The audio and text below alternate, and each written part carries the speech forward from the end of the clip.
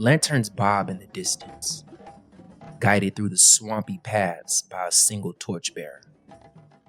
At the end of the trail stands a plain wooden hall, with windows shuttered tight. Inside, the air burns with candlelight and incense. And there she is, a woman in a blue calico dress, flecked with white dots. Gold hoops catch the flicker of flame. Her presence stills the room. Malvina Latour, the new queen of the Voodoos. On this night, she leads chants and ring dances while musicians pound tom-toms and a two-string fiddle shrieks like a restless spirit. Dancers fall into trance. Alcohol fumes ignite the air. Unseen powers walk among the crowd. Was she Marie Laveau's chosen heir? Or a daring rival who seized a moment when the queen of New Orleans Voodoo had died and left a vacuum?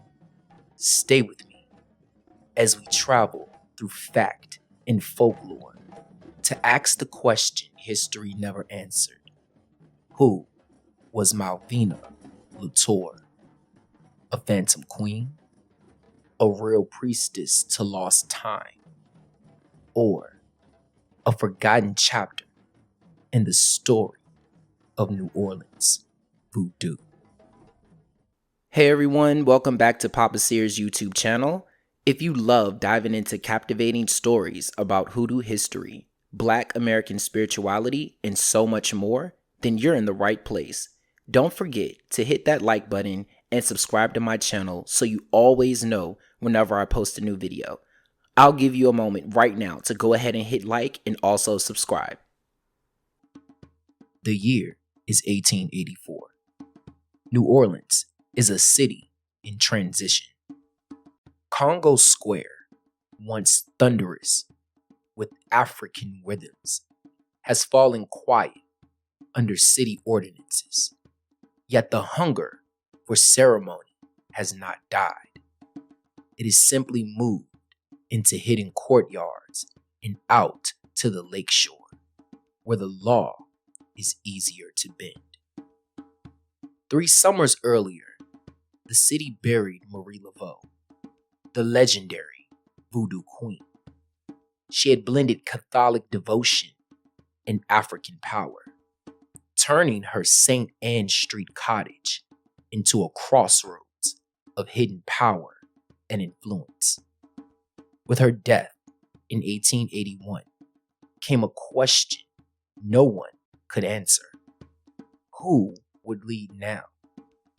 Who would be the new queen? Into that vacuum rushed many voices, healers, fortune tellers, and ambitious practitioners began calling themselves queens and kings. Some sought true spiritual authority. Others sought the fame and money that came with the title. Out of this swirl of contenders, one name cut through the noise: Malvina Latour, a beautiful Creole woman, crowned voodoo queen in her 30s. She seemed to appear from nowhere. No birth record, no baptismal entry, no reliable address. Only one surviving article from the Times Democrat on the morning of June 24th, 1884. Some whispered she had been born an enslaved house servant and only recently gained her freedom. Others said she came from the bayous already steeped in the old rites. Whatever her origins, she carried an air of authority that could not be ignored. She was not a showwoman. Witnesses described her presence as quiet but unyielding, the kind of strength that draws a room to stillness without a raised voice. There were no coiling snakes in her ceremonies, no gilded altars crowned with saints. The Catholic prayers and theatrical symbols that define Marie Laveau's reign were absent. Instead, Latour favored bare candles, the raw ring dance, the simple tam-tam and chant. Whether by conviction or necessity, she worked with fewer trappings, more earth and spectacle. It marked a sharp break from Marie Laveau, the free woman of color, who, for half a century, ruled New Orleans with brilliance and political poise. Laveau was a master strategist, her rituals layered with Catholic saints and the sacred serpent Damballa. She used public devotion and private power as two hands of the same force, commanding city officials, merchants, and the press. Malvina Latour's world was different. Born into slavery, or at least shaped by its shadow, she entered freedom late, when records were sparse and Black women's autonomy easily erased. She did not inherit the networks that Marie Laveau built over decades as a free woman. Her power came from inside out, through spiritual force and personal magnetism rather than civic connections.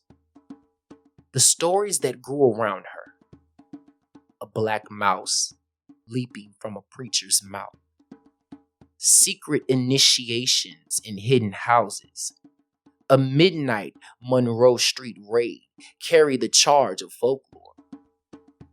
What matters is that these legends clung to her name, sketching a figure at once feared and revered, a queen who would rather disappear than dilute her rights for public favor.